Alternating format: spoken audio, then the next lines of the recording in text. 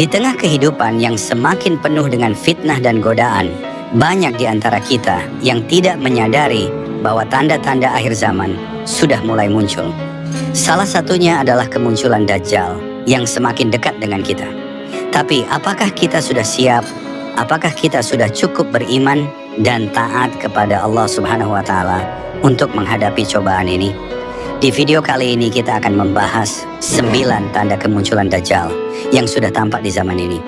Ini adalah pengingat bagi kita semua agar tidak lagi bermalas-malasan dalam beriman dan beribadah kepada Allah Subhanahu wa Ta'ala. Ingat, penyesalan selalu datang di akhir, dan betapa ruginya kita jika tidak segera kembali kepada Allah sebelum semuanya terlambat. Pastikan Anda menonton video ini sampai habis agar tidak terjadi kesalahpahaman. Sebelum lanjut ke pembahasan utamanya, jazakallah khairan bagi yang sudah like, subscribe, dan berkomentar. Semoga Allah Subhanahu wa Ta'ala memberikan rezeki yang berlipat ganda, menjadikan Anda seorang yang kaya raya, dan bisa menunaikan ibadah haji di tahun depan satu keluarga. Jangan lupa berkomentar. Amin. Bismillah, mari kita mulai pembahasannya. Dajjal menjadi salah satu tanda kiamat yang dampaknya disebut sangat dahsyat. Munculnya Dajjal sebagai tanda kiamat disebutkan dalam sejumlah hadits syahih. Salah satunya dari riwayat Hudzaifah bin Usaid, sebagaimana termuat dalam kitab Nihayatul Alam karya Muhammad Al-Arifi. Hudzaifah menuturkan, pada suatu hari Nabi Muhammad Shallallahu Alaihi Wasallam menemui para sahabat ketika mereka sedang berbincang-bincang. Rasulullah Shallallahu Alaihi Wasallam lalu bertanya, "Apa yang sedang kalian perbincangkan?" Mereka menjawab, "Kami sedang memperbincangkan hari kiamat." Beliau pun bersabda, "Sesungguhnya kiamat belum akan terjadi sampai kalian melihat 10 tanda. Kemunculan kabut, keluarnya Dajjal, keluarnya binatang melata, terbitnya matahari dari barat, turunnya Isa bin Maryam alaihissalam, keluarnya Ya'juj dan Ma'juj, amblasnya bumi di 3 tempat, yaitu di timur, di barat, dan di Jazirah Arab. Lalu yang terakhir api yang keluar dari Yaman yang akan menggiring manusia ke padang mahsyar." Hadits riwayat Muslim. Hadits ini juga termuat dalam Musnad Ahmad dan Sunan Al-Arba'ah. Ibnu Katsir dalam kitab An-Nihayah fi Al-Fitan wal Malahim memaparkan sebuah hadits yang menyebut bahwa Dajjal akan muncul di tempat yang bernama Khurasan. Rasulullah Shallallahu Alaihi Wasallam bersabda, "Sesungguhnya Dajjal muncul dari bumi di sebelah timur yang bernama Khurasan. Ia diikuti oleh kaum yang wajahnya laksana perisai yang ditempa." Hadits riwayat Ahmad, At-Tirmidzi, dan Ibnu Majah. At-Tirmidzi menyatakan syahih. Abu Hurairah radhiyallahu anhu turut meriwayatkan dari Rasulullah Shallallahu Alaihi Wasallam perihal kemunculan Dajjal. Ia mengatakan bahwa Rasulullah bersabda, "Niscaya Dajjal akan turun di Hauran dan Karman dengan 70.000 pengikut. Wajah-wajah mereka laksana perisai yang di tempatnya." Hadits riwayat Ahmad dalam Al-Musnad. Ibnu Katsir mengatakan isnad hadits ini jayyid, kuat, dan hasan. Tanda-tanda kedatangan Dajjal. Ada sejumlah peristiwa menjelang kemunculan Dajjal. Merangkum kitab An-Nihayah fi Al-Fitan wal Malahim karya Ibnu Katsir dan Al-Masih Al-Muntazar wa Nihayah Al-Alam karya Abdul Wahab Abdus Salam Tawilah. Berikut beberapa tanda-tanda kedatangan Dajjal menurut hadits. Ke-1, menurunnya agama dan ilmu semakin merosot. Ada yang mengatakan Dajjal akan muncul ketika orang-orang yang beragama semakin sedikit. Kedua, manusia lupa mengingat Allah Subhanahu wa Ta'ala. Ketiga, bencana kelaparan melanda manusia. Keempat, terjadinya paceklik selama 3 tahun menjelang kemunculan Dajjal. Kelima, banyak para pendusta. Keenam, pengwafatan merajalela. Ketujuh, terjadinya huru-hara. Kedelapan, harta melimpah. Kesembilan, banyak fitnah bertebaran. Kita akan bahas satu persatu dan mencocokkan dengan di zaman sekarang ini. Pastikan sahabat umat muslim menonton video ini hingga akhir agar tidak terjadi kesalahpahaman. Pertama, menurunnya agama dan ilmu semakin merosot. Ada yang mengatakan Dajjal akan muncul ketika orang-orang yang beragama semakin sedikit. Di zaman modern ini, kita menyaksikan fenomena yang mengkhawatirkan. menurunnya keimanan dan berkurangnya minat terhadap ilmu agama di kalangan masyarakat. Banyak yang lebih tertarik pada kesenangan duniawi, teknologi, dan gaya hidup materialistis, sementara nilai-nilai agama dan pencarian ilmu semakin tersisihkan. Rasulullah Shallallahu Alaihi Wasallam telah memperingatkan bahwa salah satu tanda mendekatnya kemunculan Dajjal adalah ketika jumlah orang yang beragama semakin sedikit. Ini bukan hanya sekadar prediksi, tetapi peringatan yang nyata dan relevan dengan kondisi kita saat ini. Dajjal dikenal sebagai pembawa fitnah dan kebohongan besar. Dia akan datang di saat manusia berada dalam keadaan paling rentan, ketika iman dan pengetahuan agama sudah banyak ditinggalkan.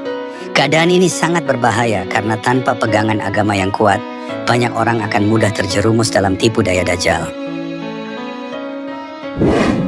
Kedua, manusia lupa mengingat Allah Subhanahu wa Ta'ala. Di zaman yang serba modern ini, kita seringkali terjebak dalam kesibukan duniawi yang membuat kita lupa akan hakikat kehidupan yang sebenarnya. Teknologi semakin canggih, informasi semakin mudah diakses, dan hiburan ada di mana-mana. Namun di tengah semua kemudahan ini, ada sesuatu yang sangat penting yang semakin kita abaikan adalah mengingat Allah Subhanahu wa Ta'ala. Manusia kini lebih sibuk dengan pekerjaan, media sosial, dan hiburan, hingga waktu untuk mengingat Allah Subhanahu wa Ta'ala semakin sedikit atau bahkan hilang sama sekali. Sholat seringkali dilakukan terburu-buru, zikir dilupakan, dan Al-Quran jarang dibaca. Banyak dari kita yang begitu terfokus pada pencapaian duniawi, karier, kekayaan, popularitas, sampai melupakan tujuan utama hidup kita, yaitu beribadah kepada Allah Subhanahu wa Ta'ala. Fenomena ini bukanlah hal baru, tetapi dampaknya semakin terlihat jelas di zaman ini. Rasulullah Shallallahu Alaihi Wasallam pernah mengingatkan bahwa di akhir zaman banyak manusia yang akan lebih mencintai dunia daripada akhirat dan melupakan kewajiban mereka kepada Allah Subhanahu wa Ta'ala. Kita melihat bagaimana nilai-nilai spiritual semakin merosot di masyarakat dan bagaimana manusia menjadi lebih materialistis, individualis, dan jauh dari agama. Ketiga, bencana kelaparan melanda manusia. Di tengah kemajuan teknologi dan perkembangan ekonomi yang pesat, kita seringkali lupa bahwa di balik gemerlapnya kehidupan modern, masih ada jutaan orang yang berjuang hanya untuk mendapatkan makanan sehari-hari. Bencana kelaparan yang melanda berbagai negara di dunia, termasuk di Indonesia, adalah sebuah kenyataan pahit yang seringkali terabaikan oleh banyak dari kita. Kita mungkin melihat berita tentang krisis pangan di negara-negara yang jauh, seperti di Afrika atau Asia Selatan, dan berpikir bahwa masalah ini jauh dari kehidupan kita. Namun, kenyataannya, kelaparan tidak hanya terjadi di tempat-tempat yang jauh dari kita. Bahkan di Indonesia, yang dikenal sebagai negara agraris, ada beberapa daerah tertentu yang mengalami kelaparan dan kekurangan gizi. Kondisi ini seringkali tersembunyi di balik angka-angka statistik nasional yang menunjukkan pertumbuhan ekonomi dan produksi pangan yang meningkat. Keempat, terjadinya paceklik selama 3 tahun menjelang kemunculan Dajjal. Salah satu tanda besar yang akan terjadi menjelang kemunculan Dajjal, sebagaimana dijelaskan dalam hadis-hadis Rasulullah Shallallahu Alaihi Wasallam, adalah terjadinya paceklik selama 3 tahun berturut-turut. Paceklik ini akan menjadi ujian berat bagi seluruh umat manusia, di mana hujan tidak turun dan hasil bumi tidak lagi bisa diandalkan. Meskipun peristiwa ini belum terjadi, tanda-tandanya perlu kita waspadai sebagai bentuk persiapan dan pengingat bagi kita semua. Paceklik yang dimaksud bukan sekadar kekurangan pangan atau kekeringan biasa, tetapi bencana yang begitu dahsyat sehingga hampir seluruh dunia akan merasakannya. Dalam 3 tahun tersebut disebutkan bahwa di tahun pertama hujan akan turun sedikit, cukup untuk memenuhi kebutuhan dasar. Namun pada tahun kedua, hujan akan semakin berkurang dan hanya 1/3 dari kebutuhan air yang akan terpenuhi. Hingga pada tahun ketiga, hujan tidak akan turun sama sekali, menyebabkan kelangkaan air dan kelaparan yang luar biasa. Meskipun ini adalah peristiwa di masa depan, kita dapat melihat bagaimana zaman ini sudah menunjukkan tanda-tanda yang mirip dengan apa yang dijelaskan dalam hadis. Perubahan iklim yang ekstrim, bencana alam, kekeringan yang berkepanjangan di berbagai belahan dunia, Dan krisis pangan global adalah realitas yang semakin sering kita hadapi. Semua ini seharusnya menjadi pengingat bagi kita bahwa peringatan Rasulullah Shallallahu Alaihi Wasallam bukanlah sekadar kisah yang jauh di masa depan, tetapi sebuah kenyataan yang bisa terjadi kapan saja. Kelima, banyak para pendusta. Di zaman ini, kita bisa melihat dengan jelas bagaimana fenomena ini menjadi semakin nyata dan meluas. Berita-berita palsu, manipulasi informasi, dan kebohongan yang disebarkan secara masif telah menjadi bagian dari kehidupan sehari-hari. Di era digital ini, akses informasi memang menjadi sangat mudah dan cepat. Namun kemudahan ini juga membawa tantangan besar, di mana kebenaran seringkali tercampur dengan kebohongan. Di media sosial, televisi, hingga situs berita online, kita seringkali dihadapkan pada berbagai informasi yang sulit untuk dipastikan kebenarannya. Banyak orang yang dengan sengaja menyebarkan informasi palsu atau memutarbalikkan fakta demi keuntungan pribadi, kepentingan politik, atau sekadar mencari sensasi. Fenomena ini tidak hanya merugikan secara sosial, tetapi juga membahayakan keamanan dan stabilitas masyarakat. Kebohongan yang disebarkan dengan cepat dapat menimbulkan kepanikan, kebencian, dan perpecahan di antara sesama. Kita seringkali melihat bagaimana isu-isu yang tidak berdasar, fitnah, dan hoaks tersebar luas, mempengaruhi opini publik, dan bahkan memicu konflik di dunia nyata. Rasulullah Shallallahu Alaihi Wasallam telah memperingatkan kita bahwa di akhir zaman akan muncul para pendusta yang mengaku sebagai nabi, pemimpin, atau tokoh penting, padahal mereka hanya menipu dan menyesatkan orang-orang. Di zaman modern ini, kita bisa melihat bagaimana banyak orang yang mengklaim diri mereka memiliki kebenaran atau visi khusus, tetapi sebenarnya mereka hanya mengejar kepentingan duniawi. Mereka menggunakan kebohongan untuk menipu orang lain, menarik perhatian, atau meraih kekuasaan. Keenam, penguafatan merajalela. Setiap hari, berita-berita tentang penguafatan, kekerasan, dan pertumpahan darah menghiasi layar televisi, media sosial, dan surat kabar. Fenomena ini tidak hanya terjadi di satu tempat, tetapi hampir di seluruh dunia, termasuk di negara kita sendiri. Penguafatan yang merajalela ini mencerminkan betapa jauhnya manusia telah menyimpang dari nilai-nilai kemanusiaan dan agama. Di berbagai belahan dunia, kita melihat banyaknya kasus penguafatan yang terjadi akibat berbagai alasan, mulai dari masalah pribadi, konflik kepentingan, hingga kejahatan yang terorganisir. Penguafatan yang dilakukan dengan kejam dan tanpa rasa bersalah ini menunjukkan betapa rendahnya nilai kehidupan manusia di mata pelaku-pelakunya. Kita seringkali mendengar berita tentang penguafatan yang terjadi karena alasan sepele, seperti perselisihan kecil, dendam, atau bahkan hanya karena salah paham. Di sisi lain, ada juga penguafatan yang dilakukan secara terencana dan sistematis oleh kelompok-kelompok yang memiliki kepentingan tertentu, baik itu ekonomi, politik, atau ideologi. Semua ini menunjukkan bahwa rasa hormat terhadap kehidupan manusia semakin menipis, digantikan oleh nafsu untuk menguasai, menghancurkan, dan memuaskan kepentingan pribadi. Ketujuh, terjadinya huru-hara. Meskipun saat ini kita mungkin belum melihat skala huru-hara yang besar dan terorganisir secara luas seperti yang dijelaskan dalam hadis, namun tanda-tanda adanya potensi untuk terjadinya kekacauan sudah mulai tampak di berbagai belahan dunia. Di zaman modern ini, huru-hara seringkali dihubungkan dengan kerusuhan sosial, protes politik, atau kekacauan yang disebabkan oleh berbagai faktor seperti ketidakpuasan publik, krisis ekonomi, atau konflik etnis dan agama. Meskipun mungkin tidak selalu terangkat ke media dengan skala besar, kita tetap dapat melihat fenomena-fenomena yang menunjukkan adanya kecenderungan menuju huru-hara. Meskipun huru-hara dalam bentuk yang sangat besar mungkin belum terjadi secara luas, tanda-tanda ini mengingatkan kita untuk tetap waspada dan mempersiapkan diri. Rasulullah Shallallahu Alaihi Wasallam telah memperingatkan kita tentang adanya kekacauan yang melanda masyarakat menjelang akhir zaman, dan kita harus menyadari bahwa tanda-tanda ini bisa berkembang jika tidak ada langkah-langkah pencegahan dan penyelesaian yang efektif. Kedelapan, harta melimpah. Salah satu tanda akhir zaman yang disebutkan dalam hadis-hadis Rasulullah Shallallahu Alaihi Wasallam adalah melimpahnya harta di tengah masyarakat, tetapi diiringi dengan kesenjangan sosial yang semakin dalam.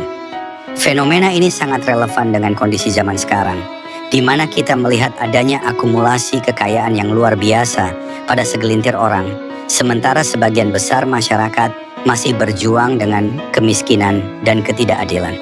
Kesenjangan sosial juga disebabkan oleh ketidakadilan dalam distribusi kekayaan. Struktur ekonomi yang tidak adil, praktik korupsi, dan kebijakan yang menguntungkan kelompok tertentu dapat memperburuk ketidakmerataan harta. Banyak orang yang bekerja keras tetapi tidak mendapatkan imbalan yang adil. Sementara mereka yang memiliki kekuasaan dan pengaruh cenderung mengumpulkan lebih banyak kekayaan tanpa mempertimbangkan kesejahteraan umum. Islam mengajarkan pentingnya keadilan, keseimbangan, dan tanggung jawab dalam pengelolaan harta.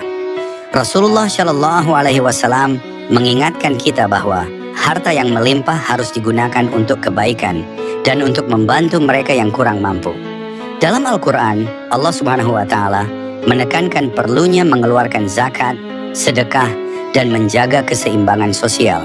Mengabaikan tanggung jawab sosial dalam mengelola harta dapat mengarah pada kehampaan spiritual dan sosial. Kesembilan, banyak fitnah bertebaran. Kebohongan dan penghasutan di kalangan masyarakat. Di zaman kita saat ini, fenomena ini tampak sangat nyata dengan maraknya penyebaran informasi yang salah dan fitnah melalui berbagai platform media. Berikut adalah pembahasan mengenai fenomena ini dan relevansinya dengan kondisi saat ini. Di era digital saat ini, penyebaran informasi sangat cepat dan luas, namun tidak semua informasi yang beredar adalah benar. Berita bohong atau hoax dan informasi yang tidak terverifikasi seringkali menyebar dengan cepat melalui media sosial, aplikasi pesan, dan situs berita. Informasi palsu ini bisa berupa kabar yang menyesatkan, fitnah terhadap individu atau kelompok, atau propaganda yang bertujuan memanipulasi opini publik. Dalam lingkungan yang dipenuhi dengan berbagai informasi, seringkali sulit untuk membedakan antara kebenaran dan kebohongan. Banyak orang mungkin tidak memiliki keterampilan atau alat yang diperlukan untuk memverifikasi fakta, sehingga mereka lebih mudah terpengaruh oleh berita yang tidak benar. Hal ini menambah tantangan dalam menjaga integritas informasi dan memastikan bahwa masyarakat mendapatkan berita yang akurat dan dapat dipercaya. Islam mengajarkan pentingnya kejujuran dan integritas dalam menyampaikan informasi. Rasulullah Shallallahu Alaihi Wasallam memperingatkan kita tentang bahaya fitnah dan dampaknya yang dapat merusak masyarakat. Dalam Al-Quran, Allah Subhanahu Wa Taala memerintahkan kita untuk hanya menyebarkan informasi yang benar dan tidak terlibat dalam penyebaran kebohongan, menjaga etika dalam berkomunikasi, dan selalu memverifikasi kebenaran informasi adalah tanggung jawab setiap muslim. Bahaya kesesatan Dajjal. Dajjal adalah salah satu fitnah terbesar yang akan menyesatkan umat manusia di akhir zaman. Dalam berbagai riwayat, Rasulullah Shallallahu Alaihi Wasallam memperingatkan umatnya tentang bahaya fitnah Dajjal yang akan menguji iman setiap orang dengan tipu muslihatnya yang luar biasa. Fitnah Dajjal akan mencakup keajaiban yang bisa membuat manusia terkecoh, seperti menurunkan hujan, menghidupkan yang mati, dan menampilkan kenikmatan dunia yang menggiurkan. Namun semua itu hanyalah ilusi yang bertujuan untuk menyesatkan manusia dari jalan yang benar. Rasulullah Shallallahu Alaihi Wasallam bersabda, "Tidak ada satupun makhluk sejak Adam diciptakan hingga terjadinya kiamat yang fitnahnya lebih besar dari Dajjal." Hadis riwayat Muslim. Fitnah Dajjal sangatlah dahsyat, sehingga banyak orang yang beriman sekalipun bisa terjerumus jika tidak berhati-hati. Imam Ahmad dalam kitab Al-Musnad mengeluarkan sebuah hadits yang berisi peringatan Rasulullah Shallallahu Alaihi Wasallam agar umat Islam menjauhi Dajjal. Hadits ini berasal dari Imran bin Husain, di mana Nabi Muhammad Shallallahu Alaihi Wasallam bersabda, "Siapa yang mendengar Dajjal, hendaknya ia menjauhinya. Siapa yang mendengar Dajjal, hendaknya ia menjauhinya. Siapa yang mendengar Dajjal, hendaknya ia menjauhinya. Seseorang mendatanginya dan mengira bahwa Dajjal itu orang mukmin. Orang itu tetap bersamanya karena ia memiliki syubhat sehingga orang itu mengikutinya.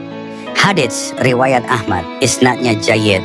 Dari hadits ini kita belajar bahwa Rasulullah Shallallahu Alaihi Wasallam sangat menekankan pentingnya menghindari Dajjal, bahkan jika hanya mendengar tentang kehadirannya. Dajjal memiliki kemampuan untuk menipu dan memanipulasi keyakinan manusia, membuat mereka yang awalnya beriman menjadi ragu dan mengikuti Dajjal karena tertipu oleh syubhat, keraguan, dan kesesatan. Untuk melindungi diri dari fitnah Dajjal, Rasulullah Shallallahu Alaihi Wasallam menganjurkan umatnya untuk memperbanyak membaca surah Al-Kahfi, khususnya ayat-ayat pertama dan terakhir, serta berdoa memohon perlindungan kepada Allah Subhanahu wa Ta'ala dari fitnah Dajjal setiap selesai sholat. Keselamatan iman dari fitnah ini sangat bergantung pada kekuatan iman, ilmu yang benar, dan kedekatan dengan Allah Subhanahu wa Ta'ala. Mengingatkan diri kita akan tanda-tanda akhir zaman dan tetap teguh dalam menjalankan ajaran Islam akan menjadi benteng pertahanan terbaik melawan fitnah Dajjal. Penutup. Menghadapi fitnah Dajjal bukanlah hal yang mudah. Oleh karena itu, penting bagi kita untuk memperkuat iman, memperbanyak amal saleh, dan selalu mendekatkan diri kepada Allah Subhanahu wa Ta'ala. Jagalah diri dari tipu muslihat dunia, karena Dajjal akan menguji kita dengan kenikmatan sementara yang sebenarnya adalah jalan menuju kebinasaan. Teruslah memperbanyak ilmu, membaca Al-Quran, dan mengamalkan sunnah Nabi Muhammad Shallallahu Alaihi Wasallam sebagai panduan dalam hidup. Ingatlah, hanya dengan pertolongan Allah Subhanahu wa Ta'ala kita dapat terhindar dari kesesatan. Jangan pernah meremehkan bahaya fitnah ini dan selalu ingat untuk berlindung kepada Allah Subhanahu wa Ta'ala dalam setiap keadaan. Semoga Allah Subhanahu wa Ta'ala melindungi kita semua dari fitnah Dajjal dan memberikan kekuatan untuk tetap teguh di atas jalannya. Wassalamualaikum warahmatullahi wabarakatuh.